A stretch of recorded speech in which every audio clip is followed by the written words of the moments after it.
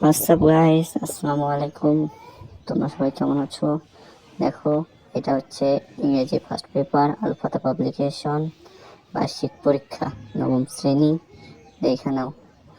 আর এটা আজকে সকালবেলা কোনো একটা রুডিংয়ে আছে, দুইটা রুডিং আছে, দুইটার ভিতর একটা পরীক্ষা হয়েছে আর একটা পরীক্ষা হয়নি। যাদের পরীক্ষা হয়নি তারা দেখে নাও, আর যাদের পরীক্ষা হয়েছে তারা তো আর দিতে পারবো না।